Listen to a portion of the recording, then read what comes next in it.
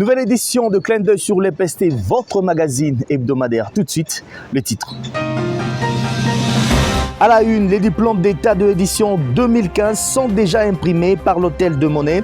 Le ministre de l'EPST, le professeur Tony Mwaba Kazadi, s'active pour servir les heureux lauréats de cette édition dans le meilleur délai. C'est ce qu'indique un communiqué officiel du ministère. Le cabinet du ministre invite les étudiants en manque de titre de fin d'études scolaires au calme. Toujours à la une, sur les 300 établissements scolaires préfabriqués prévus dans le projet de construction des écoles en République démocratique du Congo, 17 ont été remis symboliquement à la vice-ministre de l'EPST par le ministre d'État, ministre des Infrastructures et Travaux publics. Une première phase de livraison avec comme objectif améliorer les conditions d'études des élèves. Aminata Namassi a appelé les bénéficiaires à en faire bon usage. Un reportage à suivre dans cette édition. Et puis l'épée de Gombe bénéficie désormais des 273 bancs fabriqués avec le frais des fonctionnements. Le directeur de l'école, Robert Ngaïngaï, a respecté les instructions du ministre Tony Mwaba consistant à résoudre le problème du surnombre d'élèves dans les salles de classe. Le prophète de Kinshasa, Lukunga, Séraphin Mokito a invité les autres chefs d'établissement à emboîter les pas. Voilà pour les titres.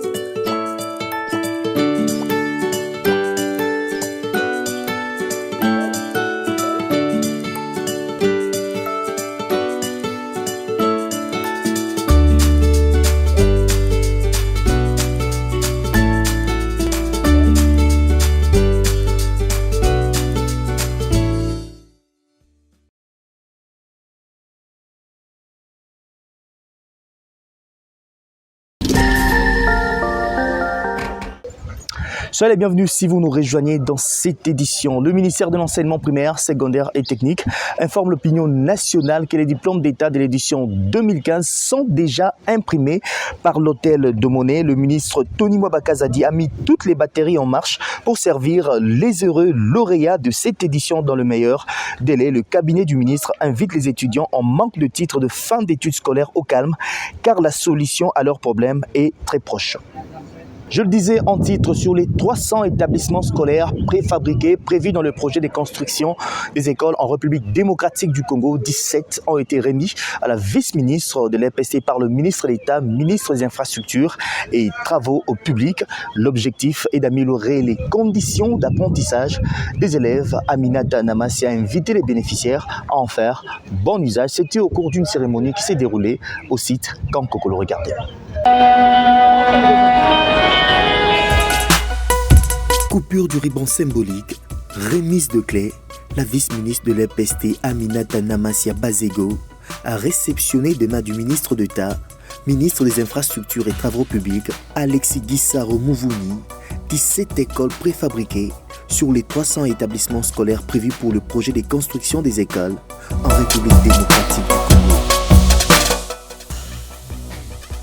Cette première phase de livraison est un signal fort du gouvernement de la République, celui de donner aux enfants congolais la possibilité d'étudier dans des meilleures conditions, au-delà de bénéficier du droit à l'éducation et à l'instruction gratuite. Sur le 300 écoles commandées, 17 sont déjà terminées et l'objet poursuivi est d'aller jusqu'à la fin.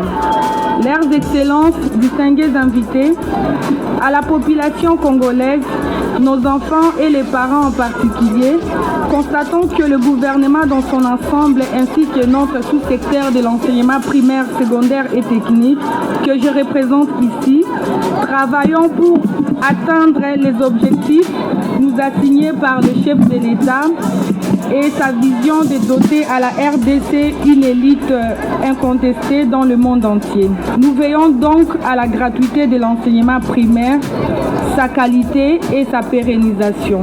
La vice-ministre de l'enseignement primaire, secondaire et technique, Aminata Namassia, a choisi également cette occasion pour inviter les bénéficiaires des écoles préfabriquées d'en faire bon usage. Aux utilisateurs, nos enseignants et nos enfants, nos élèves, ces biens vous appartiennent. Faites-en bon usage car l'avenir devra également en bénéficier, puisqu'ils constitueront un héritage que nous léguerons à ceux qui naissent, à ceux qui n'ont pas encore l'âge d'aller à l'école et surtout à tous ces compatriotes qui ont pour passion l'enseignement. Ce projet répond favorablement aux effets induits de la gratuité de l'enseignement primaire, notamment les déficits en infrastructures scolaires et le surnombre d'élèves dans les salles de classe, des millions d'enfants qui ont retrouvé les chemins de l'école grâce à cette réforme qui demeure une vision phare du quinquennat du président de la République, chef de l'État, Félix-Antoine Tshisekedi Tshilombo. Il a pris une initiative qui répond à la volonté du ministre de l'EPST, le professeur Tony Mwaba. Le directeur de l'EP2 Gombe a réussi à fabriquer 273 bancs avec les frais de fonctionnement. Le directeur provincial de Kinshasa Lukunga, Séraphin Mokito, a salué cette action de Robert Ngaïngaï et il a invité également les autres chefs d'établissement à emboîter le pas.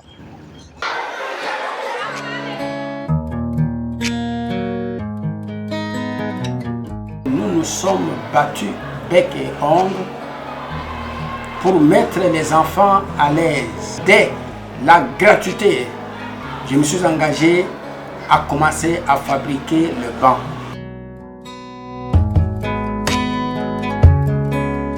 Ce monsieur m'a fait le rapport pour me dire que depuis qu'il est là, il y a 2 ans et demi aujourd'hui, avec les frais de fonctionnement, il a déjà fabriqué 273 bancs.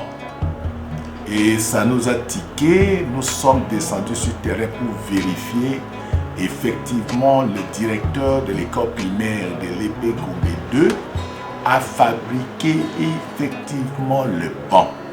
Et j'ai demandé, séance tenante au sous-prophète, de créer la lettre de félicitations à ces messieurs. Et je pense que c'est un monsieur qui est en train d'accompagner la vision de son Excellence, Monsieur le Ministre, dans le thème « Pas une école sans banc ».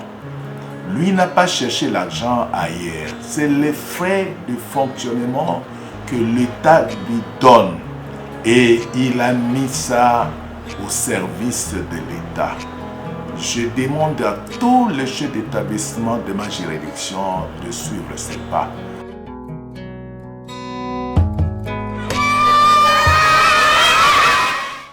Dans le cadre de la restitution des recommandations de la revue annuelle des performances 2022, tenue à Kinshasa sous la commande du ministre Tony Mwaba Kazadi, l'inspecteur principal provincial de la Tchopo 1 a réuni tous les inspecteurs de sa juridiction pour une séance de travail. Nicolas Nyangi a mis un accent particulier sur le respect des résolutions issues de ces assises. Conformément à l'ordonnance 91. Ils sont nombreux, inspecteurs itinérants, chefs de poule et exploitants de l'EPST Tchopo 1, venus écouter et bénéficier de résolutions de la revue annuelle des performances de l'EPST. Inspecteur principal provincial qui procède à la restitution laisse entendre que le ministre national de l'EPST Tony Mwaba Kazadi veut une inspection agissante. Voilà pourquoi il s'en tient aux différentes recommandations de ces assises. Nicolas Nyankayembe Bizi revient sur ces recommandations. Il faut retenir ceci, que l'année 2022-2023 est déclarée l'année du réveil de la trilogie de l'inspection scolaire. La trilogie de l'inspection scolaire réside au contrôle, à la formation et à l'évaluation. Bref, son Excellence veut une inspection agissante, une inspection qui est debout. C'est pour ce faire, nous avons pu réunir les inspecteurs pour leur donner des instructions à ce sujet. nous devons intensifier les activités de contrôle. Les inspecteurs doivent être dans les écoles. Et nous devons assurer le suivi de la consolidation et surtout de la pérennisation de la gratuité de l'enseignement. Une réforme phare au chef de l'État. L'inspecteur principal provincial de l'EPST Tchop 1, qui se réjouit du résultat de l'année scolaire passée, appelle ses collègues au respect de ces résolutions et à la lutte contre les antivaleurs. Kolanyang Kayembe Bizi exhorte ses pairs au travail bien fait car ils forment un corps d'élite.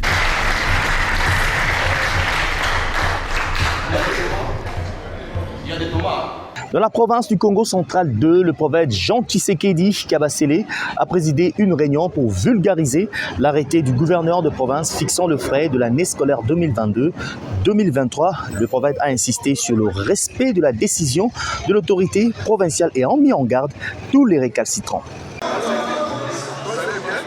Le prophète Jean Tshisekedi Kabasele poursuit son combat de veiller sur le respect des instructions officielles. Le directeur provincial de la province éducationnelle de l'EPST Congo Central 2 a animé ce mardi 20 septembre dans la salle polyvalente de l'Institut Kola Ambanzangungu une réunion de vulgarisation de l'arrêté du gouverneur Guy Bandondongidi fixant le frais de l'année scolaire 2022-2023. Plusieurs acteurs éducatifs, notamment les chefs des sous-divisions, les inspecteurs chefs des poules, les chefs d'antenne sécopés, les coordonnateurs diocésains, les promoteurs des écoles privées agréées et le représentant des associations des parents d'élèves ont pris part à ce rendez-vous important. Dans son intervention, le prophète Jean Tshisekedi a insisté sur le respect de l'arrêté du gouverneur fixant le frais scolaire pour l'année scolaire 2022-2023. Il a appelé ses acteurs éducatifs à éradiquer toute pratique d'antivaleur. Il a promis des sanctions sévères aux récalcitrants.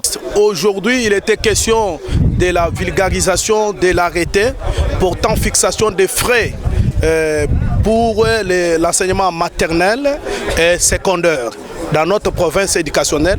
L'arrêté signé par le gouverneur Gimbadou. Nous sommes des exécutants. Nous avons fait la vulgarisation d'abord aux gestionnaires. Nous avons regroupé aujourd'hui les sous-prophètes, les inspoules secondaires tout comme primaires, les chefs d'antenne, les coordonnateurs sous-provinciaux, les coordonnateurs provinciaux pour leur dire que nous devons respecter strictement l'arrêté signé par le gouverneur. Aucun frais ne peut être ajouté sur ce qui est déterminé par l'autorité au niveau provincial. Et nous les avons rappelés à l'ordre pour lutter contre toutes les antivaleurs. Par la même occasion, celui qu'on appelle affectueusement Papa Solution a rappelé aux promoteurs des écoles privées qu'ils sont sous la gestion de l'État et qu'ils doivent s'aligner derrière les instructions officielles. L'arrêté est là avec nous. Au jour d'aujourd'hui, premier trimestre, les gens des maternelles payeront 39 000. Deuxième trimestre, ça sera 37 000. Et troisième trimestre, 37 000. Septième et huitième, ils payeront 39 000 premier trimestre. Deuxième trimestre, 37 000. Et troisième trimestre, 37 000. L'humanité pédagogique, littéraire et scientifique, ils payeront 40 000 premier trimestre, deuxième trimestre 38 000 et troisième trimestre 38 000. Il faut souligner que tout cet argent qui est ajouté, les 2 000, c'est les frais de fonctionnement et les frais de bulletins y compris. Cette vulgarisation du patron de l'EPST du Congo Central 2 a été saluée par plusieurs participants, notamment le sous-prophète de la sous-division de l'UOSI 1, Michel Lufuma. Nous allons dans nos sous-divisions, nous allons tout faire pour respecter les instructions telles que le prophète l'a dit. Nous allons être justes, nous allons commencer par sensibiliser tous les chefs d'établissement, mais pour notre sous-division, je vais commencer par sensibiliser ceux qui n'ont pas été avec nous et après nous allons entrer dans les différents sites pour animer tous les chefs d'établissement. Notons que c'est depuis le 1er septembre 2022 que le chef de l'exécutif provincial du Congo central, Guy Bandondongidi, a signé l'arrêté portant fixation de taux des frais scolaires des écoles maternelles et secondaires publiques pour l'année scolaire 2022-2023. Frais de fonctionnement et à chaque dépend. Vous le savez, améliorer les conditions sanitaires des enseignants demeure le cheval de bataille de la MESP, Mutuelle de santé des enseignants de l'EPST. Cette structure s'étend déjà en province pour atteindre les enseignants de tous les coins.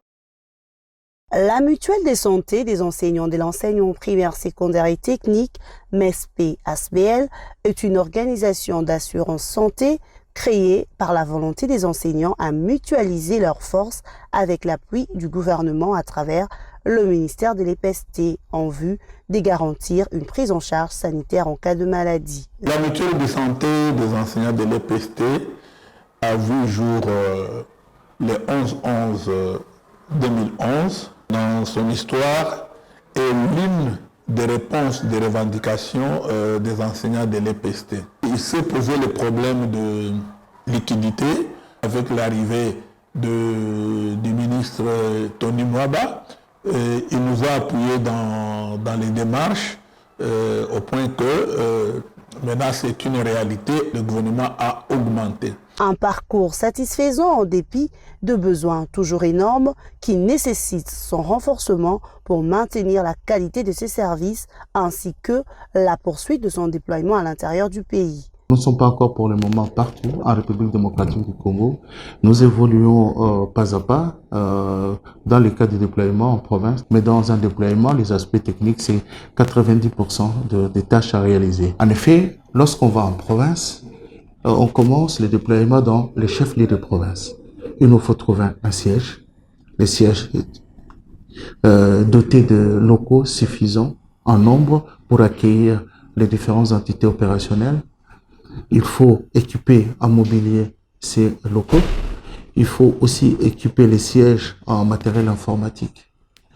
Il faut recruter le personnel, former le personnel. L'objet premier de la mutualité, permettre aux bénéficiaires, les titulaires, les enseignants et leurs personnes en charge d'accéder aux soins de santé de qualité. La MESP, ASBL, met en place une structure organisationnelle efficace. Toute personne qui est enseignante de l'EPST, qui est payée par la CECOP, a droit aux soins de la MESP. Dès lors que cette personne s'est identifiée à la MESP et il obtient sa carte, il a droit aux soins avec toutes les personnes à sa charge qui devraient présenter lors de l'enregistrement. Sur le plan pratique, c'est que tout enseignant qui tombe malade, il se trouve chez lui à la maison, il a sa carte MESP, il peut se présenter au centre de santé de l'affectation. Si le problème dépasse le niveau primaire, donc première ligne, on va amener les dossiers au niveau de l'hôpital général de référence. S'ils sont incapables, on amène les problèmes au niveau tertiaire. Donc ça peut partir de première ligne, deuxième ligne, troisième ligne, selon qu'on trouve la capacité de la prise en charge de tel ou tel autre cas. Le travail de la mutuelle est apprécié à sa juste valeur par les enseignants. Plus particulièrement, moi j'ai une femme qui est pour l'instant grosse et d'ailleurs presque à terme. Donc si ce n'était pas la MESP, je ne sais pas comment j'allais expliquer. 11 ans aujourd'hui, depuis sa création en 2011, elle est déjà opérationnelle dans 4 provinces, à savoir Kinshasa, Okatanga, Équateur et Mbuji-Mayi. Elle entend s'élancer incessamment dans la province de la Chopo, à Kisangani et à Chikapa dans le Kasaï.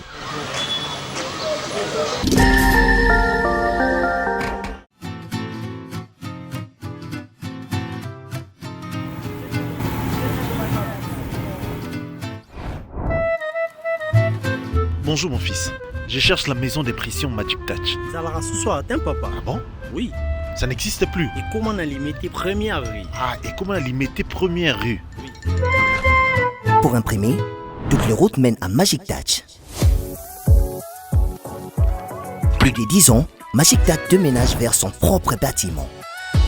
Grâce à vos chers clients et partenaires, nous grandissons. Vos précieuses suggestions sont notre motivation quotidienne.